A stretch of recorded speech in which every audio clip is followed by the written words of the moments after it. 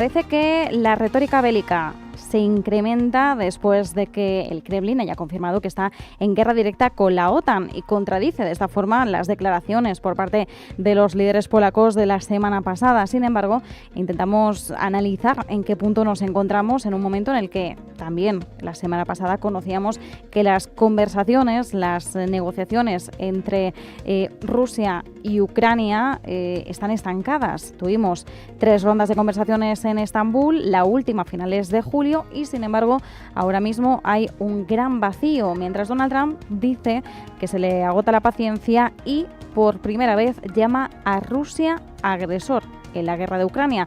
También un cambio en la retórica importante que vamos a analizar a continuación. Nos acompaña Miguel Córdoba, profesor de Economía Financiera en la Universidad CEU San Pablo. Miguel, ¿qué tal? ¿Cómo estás? Hola Marta, encantado de estar con vosotros. Buenas noches. Muchísimas gracias por acompañarnos. Gracias también José Manuel Corrales, profesor de la Universidad Europea. ¿Qué tal? Buenas tardes. ¿Qué tal? Buenas noches. Bueno, como decimos, estamos viendo un cambio tanto en la forma de expresarse de Rusia, aunque no es la primera vez. Hay que decir que Rusia habla de una guerra con la OTAN, pero quizás ya sí se está consolidando más ese mensaje por parte de los dirigentes del Kremlin.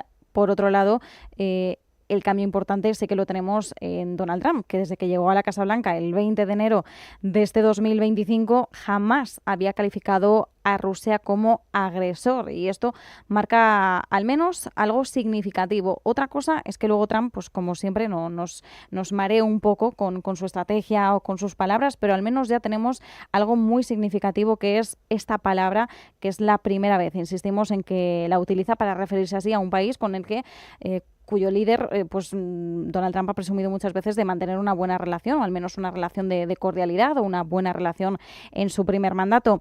Miguel, ¿cómo deberíamos interpretar esto?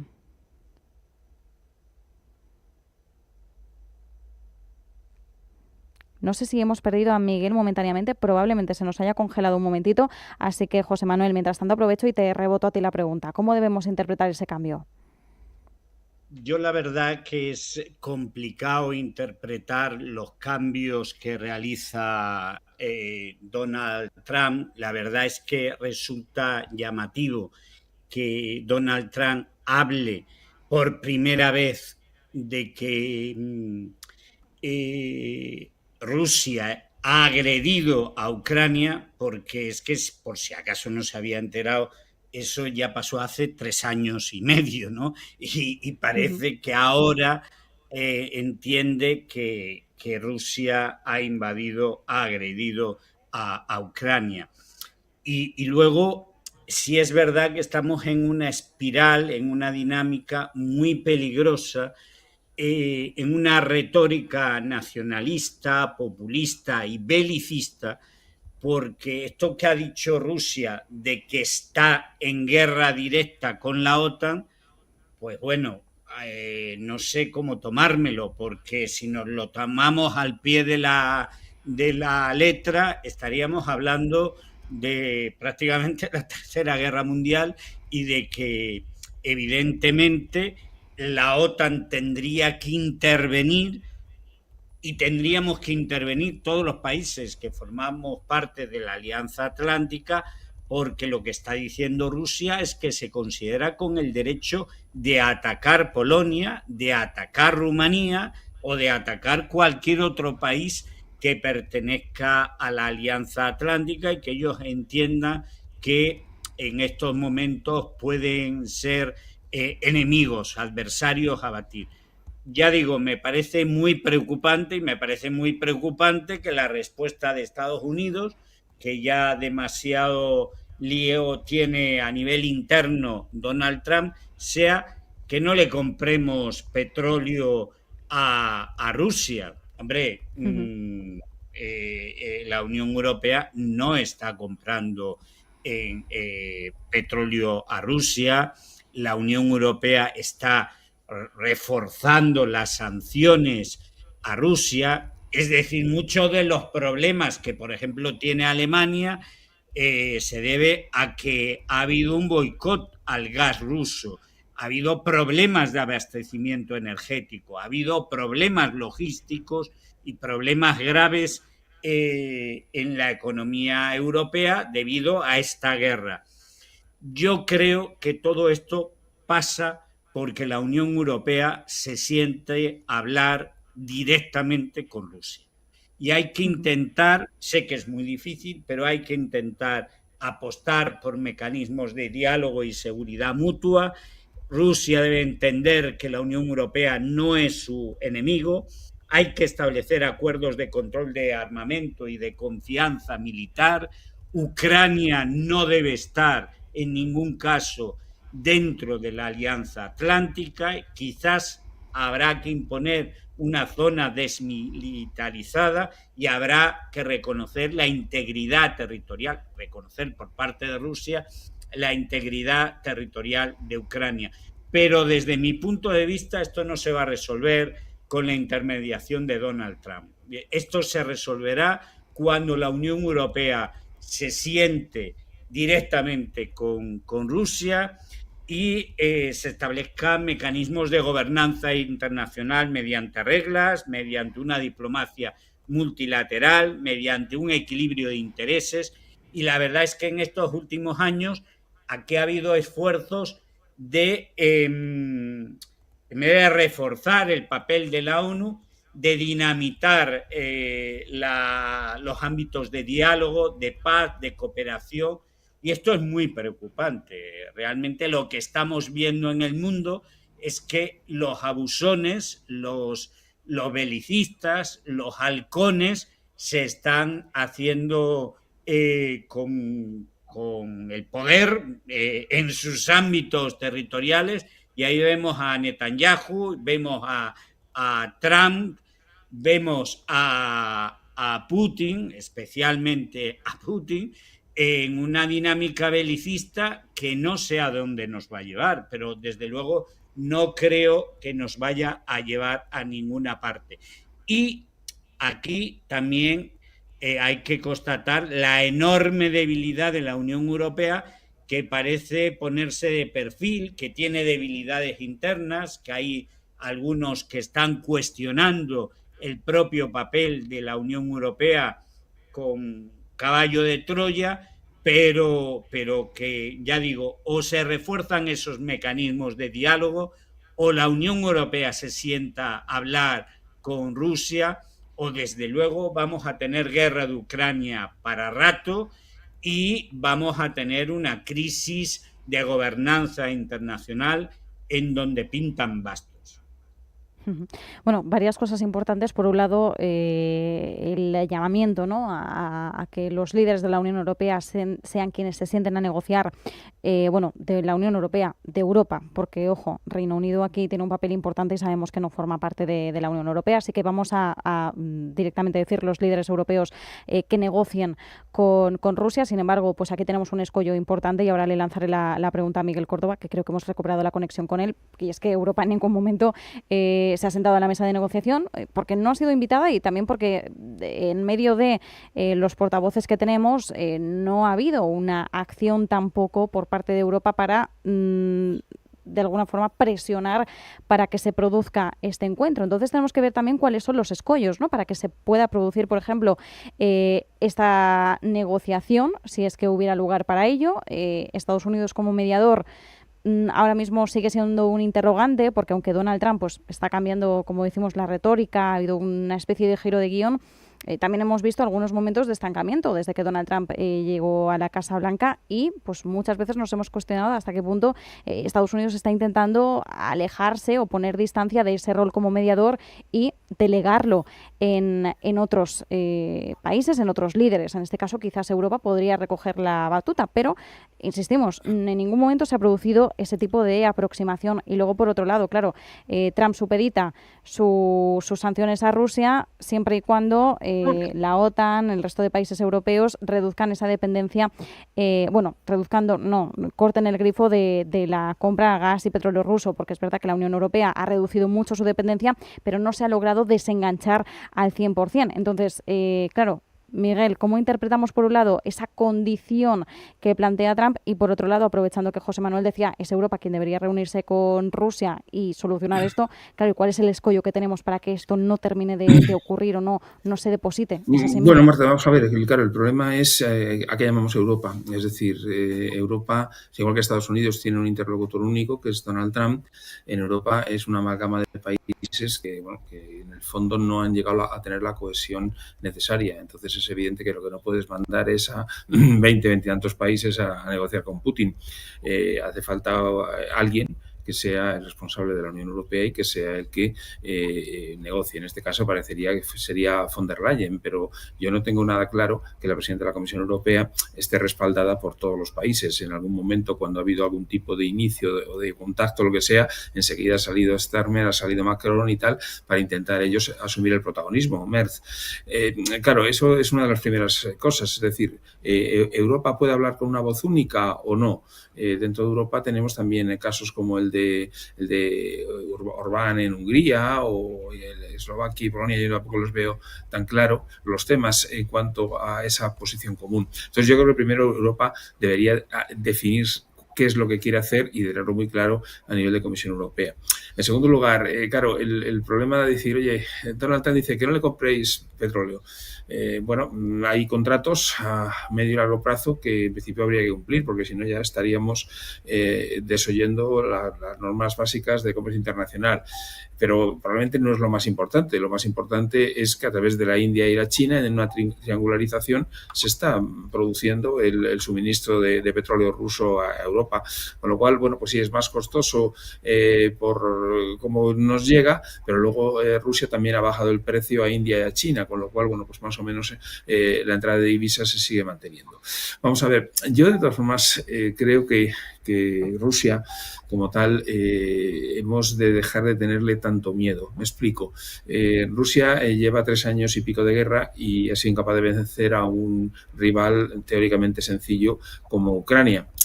Rusia tiene 1,8 billones de PIB, pues bastante menos que Italia, que tiene 2,1. Es decir, estamos hablando de un país que lleva ya 3 años y pico de conflicto, que ha agotado probablemente muchos de sus recursos, que a nivel económico-financiero yo creo que debe tener sus problemas, a pesar de esas exportaciones vía de hidrocarburos vía India y China. Entonces, bueno, yo sinceramente no, es que vienen los rusos, ¿no? Como en los años 50, 60. Bueno, vamos a ver lo que vienen los rusos, porque la OTAN ahora mismo yo creo que tiene un potencial muy superior a Rusia, y es evidente que en la OTAN están todos, está Estados Unidos, están otros muchos países, y es evidente que Putin, yo no creo que sea tonto, ¿no? Después de no haber sido capaz de vencer a Ucrania, sería ridículo que se lanzara contra las fronteras europeas.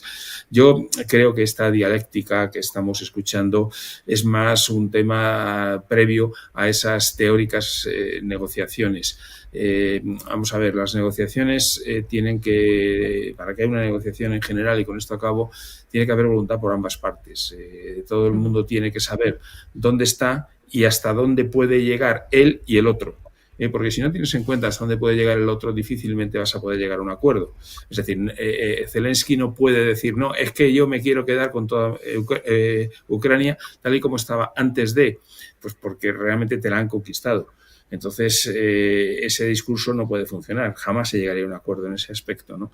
Yo creo que ahí Trump y, si es posible, la Unión Europea, a mí me gustaría efectivamente también que hubiera negociaciones a 4 bandas, ¿no? Unión Europea, Estados Unidos, Rusia y Ucrania, llegaran a unos acuerdos de mínimos en los cuales, pues, realmente se llegará a lo que es políticamente posible y pragmáticamente posible. Es decir, no puedes decir yo lo quiero todo, yo lo... Es decir, así no llegaremos.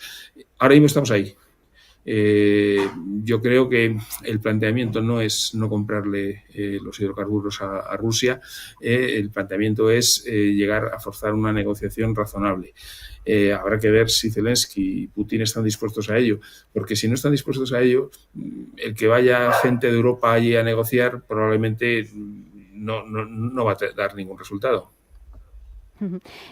Claro, aquí también, como bien planteabas al inicio, Miguel, bueno, ¿qué es Europa, no? Esa amalgama de países y sobre todo, pues, entonces, ¿quién debería liderar esas negociaciones en el caso de que se produjeran?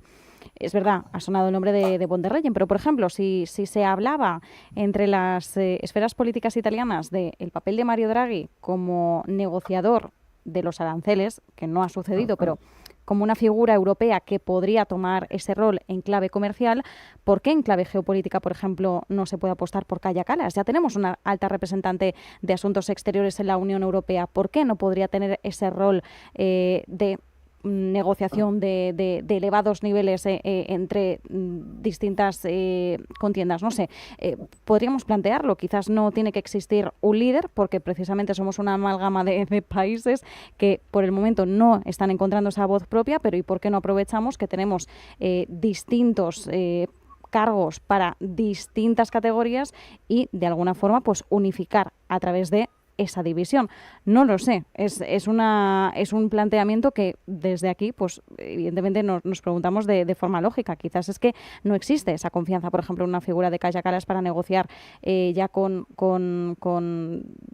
mandatarios de una forma directa, ¿no? Quizás Kaja Kallas no se considera que esté al nivel al que debería estar para negociar directamente con Putin, con Zelensky o estar en una mesa de negociación con Trump, pero la realidad es que no tenemos un presidente como tal de la Unión Europea, más allá de sí, esa figura pues que podemos tener en von der Leyen, la figura que podemos tener en otros mandatarios. No sé, José Manuel, pero yo me pregunto si tenemos a la alta representante de Asuntos Exteriores, ¿por qué no se propone una comitiva donde ella lleve ese peso y lidere esa comitiva?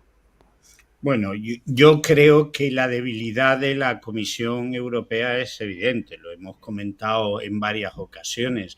Hay que interpretar que a la Comisión Europea en el Parlamento Europeo le han presentado ya varias mociones de censura y está acosada por varios frentes, por el frente de la ultraderecha y por el frente de la ultraizquierda, y está en una posición no demasiado fuerte, poderosa. Si además decimos que esta posición la debilitamos más y nosotros a quien enviamos en cualquier proceso no es a la presidenta de la Comisión Europea, sino a la alta representante de política exterior, pues bueno, la situación yo creo que sería a peor. Yo creo que Ursula von der Leyen debería asumir ese liderazgo de la Unión Europea, porque para eso es presidenta de la Comisión Europea, y debería asumirlo sin ciertos complejos que yo veo en la Unión Europea, en esto y en otros temas. En el tema de los aranceles, creo que a veces el liderazgo hay que ejercerlo para que quede bien claro ese papel. Y, por ejemplo, en el tema de los aranceles, pues pienso que Ursula von der Leyen podía haber ejercido un liderazgo mucho más definido, o en el tema de Ucrania, porque hay una mayoría muy sólida, es decir, 26 de 27 Estados miembros apoyan la misma posición sobre Ucrania. 26 de 27 Estados miembros, quito a Hungría, tienen una posición más o menos cercana en el tema de los aranceles. Y además es que hay una conexión, hay una sintonía con Reino Unido, que por desgracia se ha separado de la Unión Europea. Creo que ahí podríamos jugar un papel importante, y además podríamos jugar un papel importante hablando con América Latina, hablando con Canadá, hablando con los BRICS, y no lo estamos haciendo porque hay un complejo. Fíjense, Donald Trump, que tiene un conflicto civil en ciernes en Estados Unidos, que los tribunales le están cuestionando los aranceles, está toda su política judicializada y por ahora se la está salvando en gran medida el Tribunal Supremo, pues ejerce el poder de una forma y su liderazgo de una forma muy clara. ¿Por qué Ursula von der Leyen no lo ejerce? Si me apura, ella tiene, ya digo, el apoyo de las dos grandes familias, como mínimo, de las dos grandes familias ideológicas del Parlamento Europeo. Y en parte todos los problemas que está habiendo tienen mucho que ver con esa foto que a mí me da un poco de miedo de Rusia, China, Corea del Norte, y luego India, que se ha sumado a esa foto. Es una foto que nos debe preocupar. Y luego la otra foto de Trump, que parece que dispara a todo el mundo. Por cierto, dispara a todo el mundo, pero por ejemplo con China no se acaba de atrever, ¿no? Con China, no sé si porque ya le tienen cogida la medida, pues está siempre con la estrategia taco. Un paso adelante, dos atrás. Pero no se atreve. Entonces, yo creo que a la Unión Europea le falta coraje y le sobra complejos. Desde luego, bueno, me encanta lo del taco, Trump always chicken out, el Trump siempre se acobarda. Por cierto, tenemos por ahí un perrito que disiente, ¿eh? Yo no sé si está sintiendo como que está de acuerdo o si es al contrario. No, para nada, sí. Si es que justo ahora lo escuchábamos. Pero por terminar ya, Miguel, voy con lo último y nos quedan 3 minutitos, así que sí que pediré brevedad. Pero bueno, no sé si querías aportar algo de lo que estaba diciendo justo ahora José Manuel, pero también lanzo otra pregunta más, y es en qué punto nos encontramos ahora, que es muy difícil saberlo, dentro de estas relaciones diplomáticas Rusia y Ucrania que ahora parecen estancadas.